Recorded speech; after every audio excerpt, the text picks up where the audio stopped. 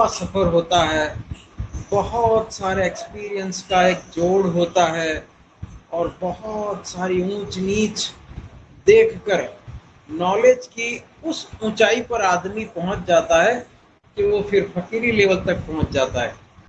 तो ठीक इसी तरह इस लेवल पर पहुंचे हुए डॉक्टर माथारू सर जो 40 सालों से प्रैक्टिस कर रहे हैं, उनका प्रिस्क्रिप्शन करने का अंदाज बहुत ही निराला है। जैसे मैंने उनके वीडियोस देखे हैं, रूबरू मिलने की खुशनसीबी अभी तक मैसर नहीं हुई है और तमन्ना है कि कभी रूबरू मिले। तो आज हमारे सामने, आज हमारे ग्रुप में आ रहे हैं, तो हम उनका तहे दिल से स्वागत करते हैं और उनके आशीर्वाद हमारे पर हमेशा बने रहें, ऐसी प्रार्थना करते हैं। तो डॉक्टर माथारू सर, आपकी जो मौजूदगी हमारे सामने, ये भी एक गिफ्ट ऑफ गॉड से कम नहीं है और हम दुआ करते हैं कि खुदा इनकी उम्र को इतनी दराज करें कि हमारे बच्चों के बच्चे भी इनसे पढ़ें हेल्थ के साथ। तो most welcome doctor Matharu sir, mike is on you, I am living mike. Class शुरू करने के पहले मैं एक खुशखबरी दे दूं और अच्छी खबर दे दूं कि सर आज सर के 40 साल पूरे हो रहे हैं माइंड होम्योपैथी करते हुए। हम लोग 4-5 साल 3 साल करते हैं और अपने आप को ग्रेट समझते हैं, और डाउन टू अर्थ हमारे सामने एक मसीहा बैठा है जो 40 ईयर से होम्योपैथी माइंड मेथड कर रहे हैं और उतने ही सरल हैं, उतने ही सहज हैं। और मेरी सर से बात हुई तो सर ने मुझे बताया कि जो पेशेंट आता है, पेशेंट मेरे लिए पेशेंट नहीं है, पेशेंट मेरे लिए खुदा है। पेशेंट में वो भगवान को देखते हैं, पेशेंट में वो खुदा को देखते हैं। और तब जब हम ऐसी नियत से अपनी कुर्सी पे बैठेंगे, ऐसी नियत से हम अपनी डॉक्टर की कुर्सी को सम्मान देंगे, अपने पेशेंट को सम्मान देंगे, तो सफलता हमारे कदम चूमेगी ही। सर से मैंने एक चीज सीखी कि कैसे हमें पेशेंट से अटैच होना चाहिए। उसे गॉड के बराबर दर्जा दो, उसे भगवान के बराबर दर्जा दो और उसे ट्रीट करो, दिल से उससे जुड़िए। कल दिल्ली में सर का सेमिनार था, 23 तारीख को था। बहुत सक्सेसफुल सेमिनार था, बहुत अच्छे केस सर ने शेयर किए। मैं वहां की कुछ फोटोज अभी शेयर करता हूं ग्रुप में, और आप उसे देखिए। और अभी जो सर हमें शेयर करने वाले हैं, और सर की पहले भी क्लास हुई थी, हम बिल्कुल चार्म्ड हो गए थे, लेकेसिस बन गए थे, और आज भी वैसे ही कुछ सीखने को मिलने वाला है। तो वेलकम सर, वेलकम। और मैं जैसा बता रहा था कि अभी 3 दिन पहले 23 तारीख को दिल्ली में सर का सेमिनार था, और बहुत अच्छी लर्निंग हुई। सर ने बहुत अच्छे केस प्रेजेंट किए। इवन सर का एक क्रॉनिक पेशेंट लाइव आया और दिल से आके बताया कि नहीं, मेरे को मेरी क्रॉनिक डिसीज में बेनिफिट हुआ है। तो सर वो शेयर करेंगे, और अभी सेमिनार की पिक्चर्स है वो हम लोग ग्रुप में डाल देते हैं। तो हम अब इंतजार नहीं हो रहा है सर, शुरू करिए। वेलकम। हाँ, वो पेशेंट का शेयर करना है क्या, दिल्ली वाले का जो आया था? सर जरूर जी। चलो हम पहले उसी से स्टार्ट करते हैं। हेलो, मैं आप सब लोगों का बहुत बहुत धन्यवाद करूंगा। डॉक्टर अशोक वदिया जी और डॉक्टर हरुण जी, डॉक्टर राशि जी, जिन्होंने ये पूरे ग्रुप के साथ, और डॉक्टर वदिया जी ने तो कमाल कर दिया कि इतने लोगों को साथ लेकर के चलना, मैं समझता हूँ कि छोटी बात नहीं है। इसके पीछे एक बहुत ही बड़ी एक माइंड की क्यूरियोसिटी होती है कुछ अच्छा करने की। एक हमारे पास रूब्रिक भी है, desire to lead, perform good deeds. ये इनबिल्ड क्वालिटी होती है लोगों में। किसी किसी में ये आती है कि मतलब ये कुछ परमात्मा के दर से ही ऐसा कुछ शुरू होता है। ऐसा नहीं है कि हर आदमी इसको नहीं कर सकता। जब परमात्मा की मेहर होती है तो ऐसे विचार उत्पन्न होते हैं आदमी के मन में। तो यही विचार एक अति उत्तम विचार मैं इनको मानता हूं कि हम अपना टाइम, अपनी एनर्जी इसको दूसरों के लिए कंज्यूम करते हैं। ये बहुत ही बड़ी बात है, एक अच्छे संस्कारों की बात होती है। तो आज हम सब लोग इकट्ठे हुए हैं इस मंच पर कुछ पढ़ने के लिए। मैं सबसे पहले अपने परमस्कार जो गुरु डॉक्टर एम एस सहगल जी का आभारी हूँ, उनके लिए आभार प्रकट करता हूँ, जिन्होंने हमारे लिए बहुत से रास्ते सुखैन कर दिए। कोई एक्यूट ड्रग्स का नाम नहीं रहा, कोई फॉलिक एसिड, कोई क्रोनिक ड्रग्स का, क्रोनिक डिजीजेस का, क्रोनिक एक्यूट डिजीज का, कुछ भी। वो short acting medicine, long acting medicine, ये सब चीजों को उन्होंने एक अच्छे ढंग से हमारे सामने पैदा कर दिया, उलझनों में से निकाल दिया।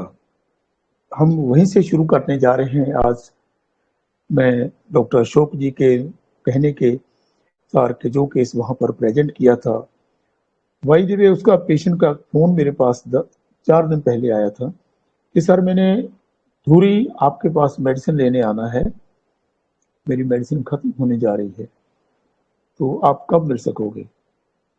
तो मैंने उनसे बोला कि भाई मैं तो दिल्ली में जा रहा हूँ, कुछ हमारी क्लास है वहां पर हूँगा। तो बोले सर फिर तो मेरे रिश्तेदार भी वहाँ होंगे और मैं वहीं से आपकी मेडिसिन कलेक्ट कर सकता हूँ, आप मेरी मेडिसिन वहीं ले आइए। हाँ ओके, कोई बात नहीं, हम आपको वहीं दे देंगे। तो वो आए तो उन्होंने बोला कि सर मेरी एक इच्छा है कि आपने मेरे को जीवन दान दे दिया। मैं उनकी वर्डिंग बोलता हूँ, ये मैं नहीं समझता कि मैंने कुछ कर दिया, मैं उस बच्चे की वर्डिंग आपको सुना रहा हूँ कि आपने जीवन दान दे दिया। आप डॉक्टर्स इतने अच्छे होते हैं, ये मैं सोच भी नहीं सकता।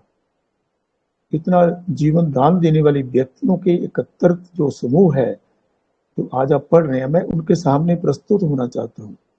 ओके वेलकम, आ जाना, जब मेरा टाइम हुआ तो मैं आपको बुला लूंगा। तो अभी मेरा टाइम शुरू होने वाला ही था, वो पहले ही आ गए। तो उन्होंने आके स्टेज के ऊपर अपने बारे में सब बताया। आप लोग जो वीडियो आएगी तो आप लोग सब उसको सुनेंगे, आप देख लेना क्या है। तो आज हम उसी केस से स्टार्ट करते हैं। जिस ड्रग को हम ये मानते हैं कि ये तो एक दिन में एक दिन के लिए काम करती है या 2 दिन के लिए काम करती है, आज उस बच्चे को वो ड्रग मेडिसिन दिए हुए मोर देन 9 मंथ से भी ज्यादा हो गए हैं। More I think maybe more than that. मैं भूल रहा हूँ इस बात से कि अगस्त में शायद मैंने उसको देखा था, अभी अगस्त आने वाला है, अप्रोक्सीमेटली 11 मंथ्स के करीब हो गया, अब मेरे को ख्याल आ गया। तो मैंने उसकी 6 प्रेगनेंसी उसको साथ में दे दिया था और मेरे को परसों दिल्ली में पता चला कि उसने उसको यूज ही नहीं किया अभी, क्योंकि उनकी मौसी जी डॉक्टर है, मैंने को बोल दिया था अगर कोई दिक्कत आए तो बता देना, तो इसकी 6 प्रेगनेंसी को हम यूज करेंगे। तो ये एक बात हमारे सामने पूरी तरह से क्लियर हो गई कि कोई यहाँ पर एक्यूट मेडिसिन नहीं है, कोई क्रॉनिक नहीं है, ऐसा कुछ नहीं है। ये हमारे डॉक्टर साहब ने ये क्लियर कर दी बात। तो उस बच्चे, हाँ क्या आप चाहोगे कि मैं उसका पूरा केस बता दूं आपको? हाँ जी सर, जी ओके। तो ये कार्डियक ट्रांसप्लांट का केस था। उस बच्चे को कुछ महीने पहले बोल दिया था कि भाई ये बच्चा सोते सोते इसकी डेथ हो जाएगी, जो हार्ट कोलैप्स हो जाएगा। उसकी जो इजेक्शन फ्रैक्शन रेट था 8% था पहले, उसके बाद उन्होंने थोड़ी बहुत मेडिसिन दी, काफ़ी कोशिश की, वो 18 आया। उसके बाद बच्चा वो बढ़ नहीं पाया उसका। तो इन द मीन टाइम और उसके जनरल पैरामीटर्स बिल्कुल ही इम्प्रूवमेंट नहीं आई उसमें। तो इन द मीन टाइम मेरा वहाँ पर से एक सेमिनार था दिल्ली में ही, तो उसमें उनके मासी जी भी आए थे। उन्होंने मेरे बारे में रिकमेंड किया, तो वीडियो कॉल पे ही मैंने उस पेशेंट को देखा, बच्चे को। जब मैं उस बच्चे को देख रहा था, उसकी पहली वार्निंग थी मेरे सामने, सर मेरे को इतनी भयानक बीमारी है हार्ट की, मेरे हार्ट में पता नहीं क्या इतनी बड़ी प्रॉब्लम है, डॉक्टर्स ने बताया है कि अचानक ही कुछ भी हो सकता है, सोए सोए भी मैं रह जाऊंगा। और उन्होंने बहुत ही थोड़ा समय मेरे लिए बताया है। तो अब जा ही रहा हूं सर, आपके सामने ही है, डॉक्टर्स ने तो मेरे को ये बताया, आप बताइए सर क्या मैं ठीक हो सकता हूँ। मैंने उसको बोल दिया कि हाँ बच्चा, आप बिल्कुल ठीक हो सकते हो, ऐसी कोई बात ही नहीं। वैसे तो इतने बड़े केस में ये कहना बहुत ही बड़ी बात है कि आप बिल्कुल ठीक हो जाओगे, बट मैंने एक बहुत ही देर पहले एक ऐसा ही केस ठीक किया था जो वीएसपी का था, बात वेंट्रल सेप्टिक डिजीज का। वो उस बच्चे की भी वही कंडीशन थी, उसको मैंने बहुत ही साल पहले ठीक किया हुआ था। मेरे मन में थोड़ा कॉन्फिडेंस था कि शायद मैं इसको ठीक कर पाऊंगा। वो बच्चा जिसको मैंने आज से 15-20 साल पहले ठीक किया था, वो she MBBS MD doctor now and married to MD doctor also. तो वो बच्ची अब बिल्कुल ही ठीक है, बहुत अच्छे से उसका जीवन गुजर रहा है। उस कॉन्फिडेंस के सहारे मैंने उसको ये बोल दिया कि बेटा फिक्र मत करो, आप ठीक हो जाओगे। तो मेरी बात सुनते ही उसने कैसे बोला, अब चैन की सांस आई सर, ये आपकी बात सुन के कुछ मेरे को शांति सी लगी कि आप मेरे को ठीक कर दोगे। अब मेरे को पूरे उसके वर्जन याद है, मेरे को ये लग रहा है कि वो बच्चा मेरे सामने ही बैठा हुआ है, जैसे मैं उसकी बात सुन रहा हूँ। हूबहू उसकी मैं बात आपको बताने की कोशिश करूंगा। तो बेटा मैं ये बताइए कि आपको ये दिक्कत कैसे स्टार्ट हुई। उसने बोला सर ये बहुत ही लंबे अरसे की बात है, मेरे पिताजी की डेथ हो गई, मैं बहुत ही छोटा था, मेरे को ये पता नहीं, मेरे नाना जी ने मेरा पालन पोषण उन्होंने किया था। वो मेरे को बहुत बहुत ज़्यादा प्यार करते थे और मैं भी उनको बहुत ज़्यादा प्यार करता था। और मैं बहुत ही छोटा था तब उनकी डेथ हो गई, मेरा संसार ही सुना हो गया। मेरे को लगा कि अब मेरे को कोई वो प्यार वो दुलार देने वाला इस दुनिया में कोई नहीं है। सर वो प्यार दुलार के लिए मैं तरस गया। मैं जब उनके पास बैठता था, उनके साथ था, तो मेरे को इतना सुकून मिलता था। वो मेरे को बहुत प्यार करते थे। उनके जाने के बाद मेरे को डेंगू हुआ और डेंगू से मैं रिकवर ही नहीं हो पाया। उसके बाद मैं इतना परेशान हुआ, मैं बीमार हो गया, मेरे को बड़े हॉस्पिटल में दिखाया गया। पूरी वर्डिंग उसने उस दिन वीडियो पे बताई है और अच्छे से, वो आपके सामने वीडियो आएगी तो आप सुन लेना। तो उसको टीबी का ट्रीटमेंट शुरू कर दिया बड़े हॉस्पिटल से, कहीं दिल्ली में शायद किसी हॉस्पिटल में गया था। वो बच्चा अलवर के पास में से है। तो उसने बोला कि सर मैं फिर उस हॉस्पिटल में दोबारा फिर गया, जब मेरा टीबी के ट्रीटमेंट देने के बाद में मैं और परेशान हो गया, मेरी कंडीशन डिटोरेट हो गई। तो मेरा हार्ट का जो इजेक्शन फ्रैक्शन रेट था वो 8% पे रह गया, 8% रह गया। तो उन्होंने ट्रीटमेंट स्टार्ट किया, मेरा इजेक्शन फ्रैक्शन रेट 18% आ गया। उसके बाद वो इंक्रीज नहीं हुआ और मेडिसिन चलती रही, कोई इम्प्रूवमेंट नहीं देखी उन्होंने, और वो 1-2 कदम चलने में भी दिक्कत महसूस करता था। तो उसके बाद उनकी मौसी जी ने मेरे साथ बुलाया उसको, मैंने जो बातें पूछी तो वो आपके सामने है। ये उस वक्त की बात है जब उसका इजेक्शन फ्रैक्शन रेट 18 था। तो मेरे से बात हुई, मैंने बोला कि बेटा आपको मैं एक मेडिसिन दे रहा हूँ। शायद मैंने उनकी मौसी जी को ही बता दिया था कि आप इनको ये मेडिसिन की 3 डोज दे दो। तो उसने बोला कि सर मेडिसिन तो मैं खा लेता हूँ और मेरी अपॉइंटमेंट एम्स की मिल गई है मेरे को। एम्स की अपॉइंटमेंट को लोग ऐसा समझते हैं जैसे कोई उनको बहुत ही बड़ी कोई लॉटरी लग गई हो, कि वहाँ पर अपॉइंटमेंट मिलना ही बड़ी दिक्कत होती है, बड़ी कठिन समस्या है। बोले कि सर मैं क्या करूँ? कहा मेरे को 1 महीना दे दिए आप, 1 महीने के बाद आप जो मर्जी करना। बोले सर मैं एक बार जा तो आऊँ, और सारी रिश्तेदार भी बोल रहे हैं कि आप दिखाना पड़ेगा, वहाँ पर जाना पड़ेगा। तो वो वहाँ पर चले गए तो डॉक्टर शायद मंत्री साहब ने उसको अटेंड किया था, बड़े हेड हैं वहाँ के और काफ़ी सीनियर डॉक्टर हैं एम्स में। तो उन्होंने कोई ऐसी मशीन उसके अंदर फिट की थी चेस्ट में, मेरे को याद नहीं उसका नाम क्या है, उन्होंने बताया तो था बट मैं भूल गया उसको। तो उन्होंने बोला कि जब हार्ट कोलैप्स होने लगेगा तो ये उसको शॉक दे करके उसको रिवाइव कर सकती है। ये कितने बार करेगी इसका हम कुछ नहीं कह सकते, लेकिन कुछ टाइम जिंदगी दे सकती है। तो ये काम तब करेगी जब हार्ट कोलैप्स होने लगेगा, अदरवाइज ये साइलेंट रहेगी, इसका कोई काम नहीं होगा। तो वो बच्चा का ऑपरेट हुआ, वो आ गया। नेक्स्ट टाइम जब वो गया, उसने बताया था कि मैं सीढ़ी चढ़ करके वहां पर गया। डॉक्टर साहब बोले कि ये तुम कैसे आए हो? बोले कि मैं सीढ़ी चढ़ के।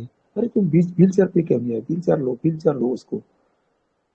बोला सर मैं चल सकता हूँ, मेरे को कोई दिक्कत फील नहीं हो रही। उन्होंने उसका इजेक्शन फ्रैक्शन चेक किया, वो काफ़ी बढ़ गया था, मेरे ख्याल में शायद 28 के करीब हो गया था, तब मेरे को वो पता नहीं है।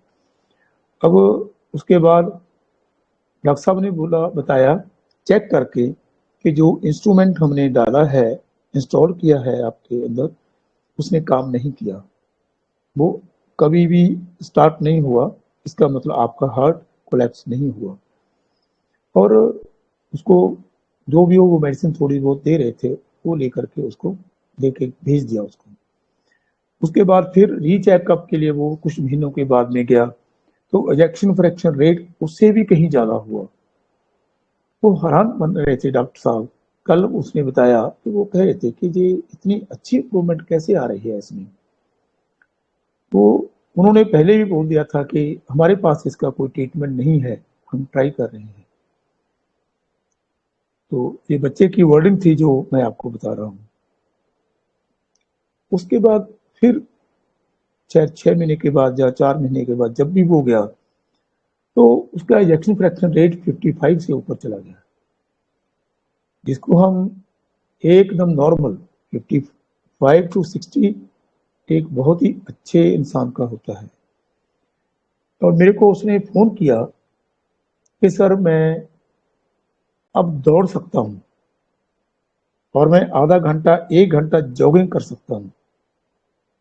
जिसका हार्ट रेट 18 से ऊपर उठा हो और जिसको ये बोल दिया था, वो भी ऐसा नहीं है कि किसी आम आदमी ने बोल दिया, एम्स के बड़े डॉक्टर्स ने बोला हुआ था कि आपने चलना नहीं, कोई एक्सरसाइज नहीं करनी, फास्ट तो बिल्कुल ही नहीं चलना और ज़्यादा भी नहीं चलना। तो वो लड़का 1 घंटा जॉगिंग करता है और उसने बोला कि sir I can run up to 5 kilometres. तो ये बात जब उस बच्चे ने परसों स्टेज के ऊपर बताई तो पूरा हॉल तालियों से भर गया, और मेरे लिए भी ये बड़ी एक खुशी की बात थी कि हम लोग वो केस की हेल्प कर पाए। मेरे ख्याल में होम्योपैथी में ये वर्ल्ड में पहला केस होगा जो ठीक हुआ, और वर्ल्ड में आज तक ऐसा कोई रिकॉर्ड नहीं उपलब्ध हो सका कि जो इतनी कम इजेक्शन फ्रैक्शन को ऊपर लेकर आके उस बच्चे को 100% हम नॉर्मल देख पाए। तो ये होम्योपैथी का कमाल, और हमारे गुरु जिन्होंने बताया कि एक छोटी सी ड्रग जिसको हम बिल्कुल ही छोटी ड्रग मानते थे, ये उसका कमाल, वो भी विदाउट रेपिटेशन। ये एक ग्रेव डिजीज में और एडवांस पैथोलॉजिकल कंडीशन में उसने इतना काम किया। और अब वो बच्चा वो फिल्म लाइन में एक रोल कर रहा है गैंगस्टर के बच्चे का, उसमें वो तलवारबाजी कर रहा है, बहुत जबरदस्त तलवारबाजी कर रहा है। बोले कि सर मैंने कभी सोचा ही नहीं कि मेरे को ब्रेथलेसनेस होती होगी। डॉक्टर साहब बोल रहे हैं कि ये ट्रीटमेंट हमारा, उन्होंने बहुत ही ट्रीटमेंट कम करके थोड़ा सा रख दिया था बहुत महीने पहले। उसने मेरे को बताया सर मैं तो वो ट्रीटमेंट लेते ही नहीं, उसका तो फर्क ही नहीं पड़ता था मेरे को, मैंने तो बहुत महीने हुए छोड़ दिया उसको, और वो टोटली होम्योपैथी के ऊपर चल रहा था। तो it was the you can से a great example for our homeopathic fraternity. हाँ, वो बच्चा जोर से तलवारबाजी कर रहा है। देखो आम अपना हम लड़के को भी बोल देना कि कुछ तलवारबाजी कर ले, उसका भी ब्रेथलेसनेस हो सकती है, वो हालांकि नॉर्मल होता है, लेकिन वो लड़का बोल रहा था स्टेज के ऊपर सबके सामने कि मैं बहुत इजीली कर सकता हूँ ये काम। ये हमारे लिए एक बहुत ही बड़ी बात है। ये होम्योपैथी में मेरे को लगता है कि इतना 8% से ऊपर बच्चे को 55% से ऊपर लेके जाना होम्योपैथी के वर्ल्ड में ये पहला केस हो सकता है, जो अगर होगा तो हमें पता नहीं है, लेकिन आज तक मैंने कभी नहीं सुना ऐसा। तो हमारे गुरु डॉक्टर एम.एल. सहगल साहब की शिक्षा के अनुसार हुआ।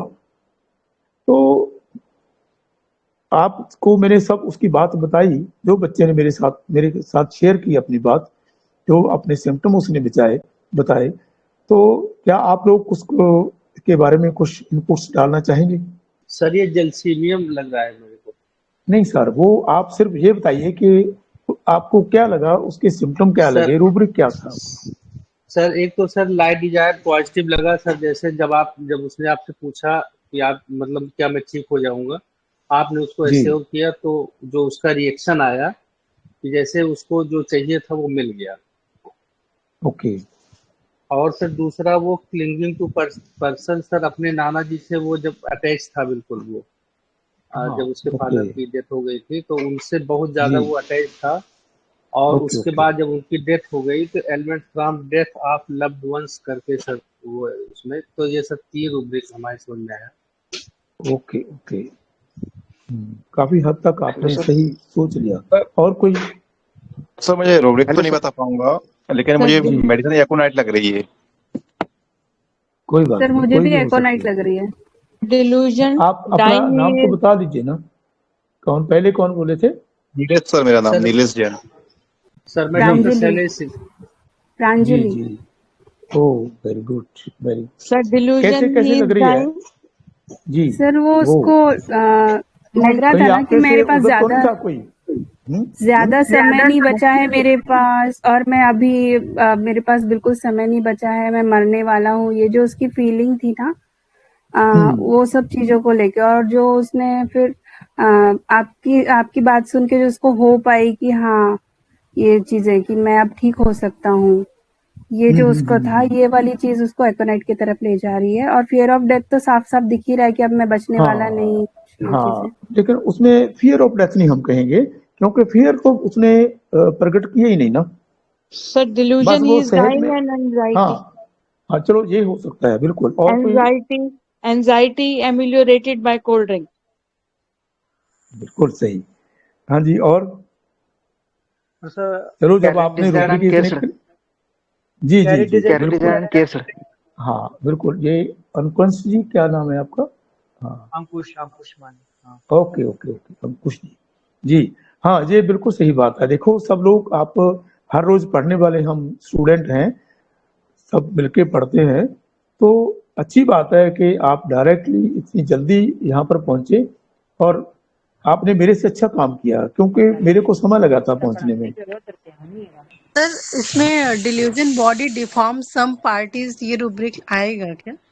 हाँ हाँ बिल्कुल आएगा। उन्होंने बोल तो दिया था ना, पहली बार यही बोला, सर मैं तो जा ही रहा हूँ क्योंकि मेरे हार्ट में इतनी बड़ी दिक्कत है, तो सर डॉक्टर्स ने बोला है तो मैं चले जाऊंगा, जा ही हूँ। ये डिल्यूजन डाइंग में लिया था मैंने, फर्स्ट रूब्रिक ही मैंने डिल्यूजन डाइंग लिया था। डिल्यूजन डाइंग लिया और लाइट डिजायर फॉर, उन्होंने सिंपली, सर मैं ठीक तो हो जाऊंगा ना। तो ये डॉक्टर साहब ने जो बोला था ना, लाइट डिजायर पॉजिटिवली में आदमी थोड़ा कंफर्म करेगा, वो आपको फिर से कहेगा कि सर पक्का है ना मैं ठीक हो जाऊंगा, ठीक तो मैं हो जाऊंगा ना, पक्की बात है ना, वो ऐसा बोलेगा। वो लाइट डिजायर फॉर पॉजिटिवली लेंगे, और जो उसने सिंपली कहा डॉक्टर साहब मैं ठीक तो हो जाऊंगा ना, बस इतना ही, उससे ज्यादा नहीं। उसको मैंने लाइट डिजायर में लिया। और कैरियर डिजायर टू भी एंड कैरियस डिजायर फॉर, जो भी रूप लिखा है इसको पूरा लगा लेना आप। तो वो, उसको ये लग रहा था कि वो राज दुलार, वो जो प्रेम, वो सहलाना, वो नाना जी का प्रेम है, वो नहीं मिला मेरे को। उसकी मन की जो रूह की खुराक थी वो चलेगी, वो उसको ही ढूंढ रहा है मन उसका, ये था। और एंजाइटी कोल्ड ड्रिंक एम्बुलेंस, किसी डॉक्टर ने बताया, बहुत ही अच्छा बताया, ये बिल्कुल सही बात है। उसको इतना मन के ऊपर वजन था, वो सोच, आने वाले समय में सोच ही रहा होगा ना, तभी उसको एंजाइटी लगी, क्या होगा, कैसे होगा, ये होगा। वो उसकी एकदम जो मन की बेचैनी थी वो शांत हो गई। बात सुनते ही उसको लगा कि हाँ ओके सर ठीक है, मैं ठीक हो जाऊंगा। ये है, ऐसा एक्सप्रेशन होगा। मैं ये एक्सप्रेशन बता रहा हूँ कि एंजाइटी कोल्ड ड्रिंक्स एमुलेट का एक्सप्रेशन ये होगा। मैं आपको फिजिकल में बताता हूँ थोड़ा सा। जैसे गर्मी के मौसम में जहाँ आदमी कभी थका हारा, जो फ्रस्ट्रेशन में आता है, हम उसको एक कोल्ड ड्रिंक दे देते हैं, वो घूंट पीते ही ना उसको लगता है शांति आ गई। ये एक्सप्रेशन है उसका। वो पानी पीने से आए, वो कोल्ड ड्रिंक से आए, वो किसी बात कहने से आए, एक ही बात है। तो और कोई इसके बारे में क्वेश्चन तो नहीं है।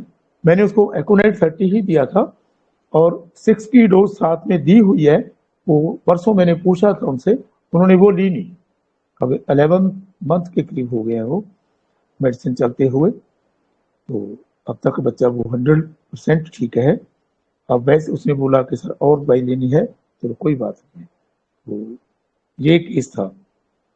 इसके बारे में कुछ कोई बात करनी हो तो हम करते हैं, नहीं तो हम आगे चलते हैं। सर यदि मीनवाइल यदि कोई पेशेंट को प्रॉब्लम होती है, अगर पेशेंट को हमने एकोनाइट दी, अगर बीच में अगर कोई भी XYZ प्रॉब्लम होती है, कोल्ड कफ फीवर या और बिल्कुल कोई सही भी बात है प्रॉब्लम, आपकी।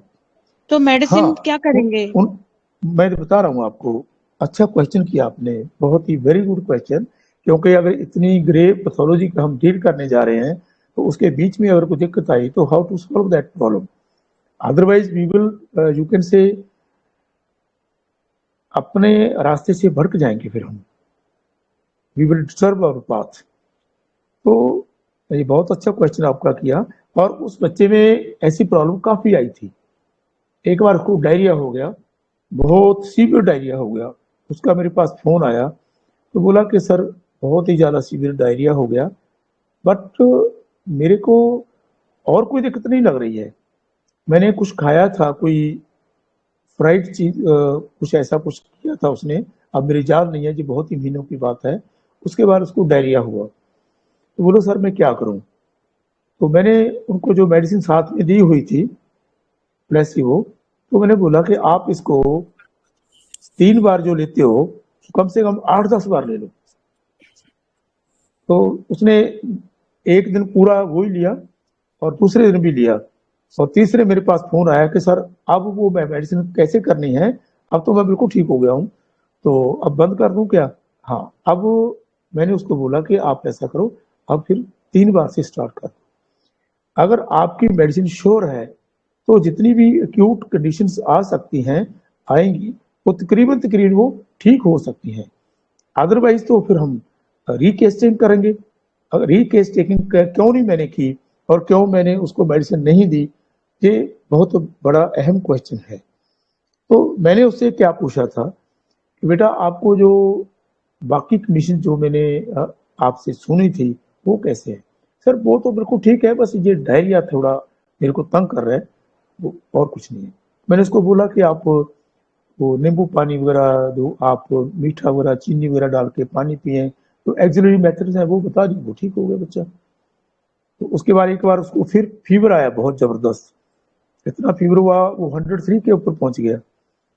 तो उसने फिर मेरे को फोन किया कि सर अब क्या करूंगा, अब तो मैं हार्ट से तो शायद मैं बच ही गया, अब इससे तो बच पाऊंगा मैं, इससे तो नहीं बचूंगा मैं। तो वो अगेन फियर ऑफ डेथ, अब फियर ऑफ डेथ उसमें आया। तो फिर मैंने सोचा कि अब क्या करना है। हाँ सर अब तो कोई ऐसा कुछ करो जो मेरे को कुछ ऐसी चीज दे दो जो मैं जल्दी जल्दी ठीक हो जाऊँ। तो फिर वही सिम्टम थे, मैंने उसको बोल दिया था कि बेटा जो तेरे पास एक शीशे में गोलियां रखी हुई हैं, वो अगर आपको ये लगा, पहले तो आप उसी मेडिसिन को फिर से 5-7 बार ट्राई करो। अगर वो नहीं ठीक हुआ तो फिर आपने इसमें से एक गोली निकाल के ले लेना। उसमें एकोनेट 6 रखी हुई थी। तो 3 दिन के बाद में फिर फोन आया कि सर फीवर तो मेरा बिल्कुल ही चला गया और मैं बिल्कुल ठीक हो गया। ये फीवर क्यों आया, आज हम एक केस में ज्यादा टाइम लगा रहे हैं, बट ये बात बहुत जरूरी है। ये फीवर क्यों आया, जब उसको डेंगू हुआ था उसको बहुत देर फीवर आता रहा और उनको स्प्रेस किया गया पैरासीटामोल से और कोई ड्रग्स जो भी एलोपैथी में होती होगी, मेरे को नहीं पता इस बात का, कंटिन्यूस उसको स्प्रेस किया गया। वो स्प्रेशन किया हुआ, स्प्रेशन के बाद में उसका हार्ट खराब हुआ, उसमें टीबी की मेडिसिन दी गई, ये सब कुछ उसके अंदर स्प्रेशन हो गया। वो फीवर इतना जबरदस्त हुआ, 3 दिन रहा, अपने आप चला गया। ये प्रॉपरली 100% हम राइट पाथ में थे। हमें ये चेक करना पड़ेगा उसके जनरल पैरामीटर देखते हुए। जनरल पैरामीटर क्या होते हैं कि उसकी नींद डिस्टर्ब नहीं होनी चाहिए, उसका एनर्जी लेवल डाउन बिल्कुल नहीं होना चाहिए, उसकी भूख बिल्कुल मेंटेन रहनी चाहिए, उसका टॉयलेट बाथ बिल्कुल सही होना चाहिए। अगर ये चीजें सही हैं तो हम बिल्कुल सही रास्ते पे जा रहे हैं, हमें भटकने की जरूरत नहीं है और इसको हमें मद्देनजर रखना पड़ेगा। तो इसके बाद एक बार फिर वो बच्चा बीमार हुआ, फिर उसने बोला कि सर मेरे को इतना गला खराब हो गया, वो खांसी वगैरह हो गई, बहुत ज्यादा बलगम आने लगी, इतना गंदी गंदी बलगम आने लगी, अब तो मेरी छाती ऐसे लग रहा है कि जैसे बंद होने वाली है, अंदर कुछ भर गया है। तो फिर मैंने उसको वही बात बोली जो पहले बोली कि आप ऐसा करो, इसको ज्यादा रिपीट करो। तो उसके बाद रिपीट करने के बाद थोड़े से दिन के बाद में उसने फोन किया मेरे को कि सर अब तो मेरी खांसी वो ठीक हो गई है, मैंने मेडिसिन को फिर 3 बार शुरू कर दिया है। अब मेरे मन में एक बात आई कि उसको जब ट्यूबरकुलोसिस की मेडिसिन दी गई थी, उसके अंदर एक उसका नेचुरल जो डिस्चार्ज नोज से आ रहा था उसको बिल्कुल सप्रेस कर दिया गया। ये दोनों तीनों ट्रीटमेंट जो उसको दिए गए वो एकदम सुप्रेसिव ट्रीटमेंट थे। उन्होंने उसकी सप्रेशन की वजह से उसके हार्ट के ऊपर प्रॉब्लम आई। अब भी हम देखते हैं जितनी भी एलोपैथिक ड्रग्स होती हैं, या तो वो हार्ट को खराब करती हैं, या वो किडनी को खराब करती हैं, या वो लिवर को खराब करती हैं। मेरा अच्छा खासा इस बात में एक्सपीरियंस रहा है लाइफ में, तो मैंने बहुत केस देखे हैं एलो के बाद में, या तो रीनल फेलर, या वो तो उसकी लिवर की प्रॉब्लम आती है लोगों को, या उसको हार्ट की प्रॉब्लम आती है। तो अब हमें लगता है कि हमारे लिए ये कोई दिक्कत की बात ही नहीं है, आप सिम्टोमेटिक ट्रीटमेंट दे दो, आपका पेशेंट बिल्कुल ठीक हो जाएगा, वो पूरी की पूरी सप्रेशन बाहर आएंगी। तो ऐसा ही उस केस के साथ हुआ।